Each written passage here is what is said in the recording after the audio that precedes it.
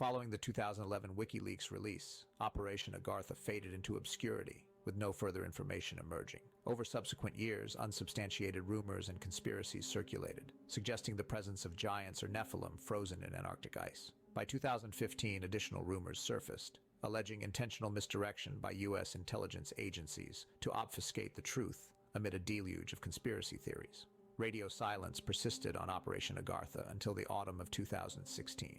Coinciding with the U.S. presidential election, when an anonymous user on 4chan uploaded previously redacted 7 pages, revealing new details. The disclosed information commenced with the first 3 pages of the report, outlining additional logistical and Department of Defense directives for Operation Agartha.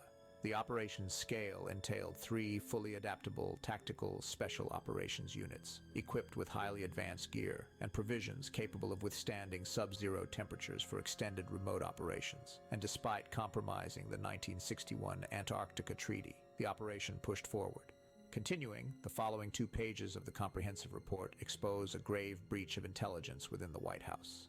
It elucidates the infiltration by a Mossad agent who, under the guise of a prominent Hollywood actress for more than a decade, exploited familial ties with a key senator serving on the White House Intelligence Committee to gain access to classified information. This breach led to the unauthorized verbal disclosure of classified operations, both domestic and global, to foreign intelligence entities. Furthermore, the report explicitly details that Israeli intelligence intercepted additional communications via telex and telegram, pertaining to Operation Agartha and a subsequent research initiative known as Project Raven Feather. The report's final pages detail partially redacted communications between Fleet Command and the Spec Ops Field Commander.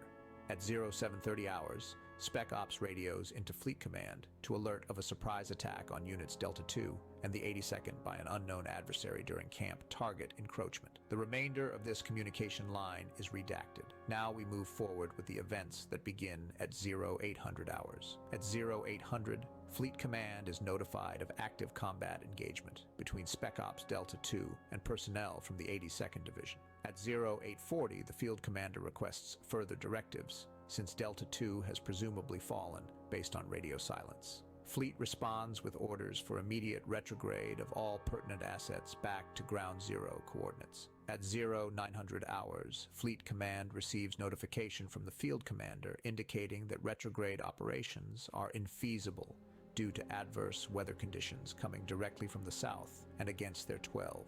By 10:30 hours, Fleet Command is informed that there has been no radio communication reciprocity from Units Delta II and half the detachment of the 82nd. The Department of Defense is briefed on the active engagement and orders the Fleet Commander to enter full communication blackout to avoid an international incident. A directive is then relayed to the Field Commander to assume an immediate defensive posture and go radio silent until further notice. We continue and conclude in Part 3.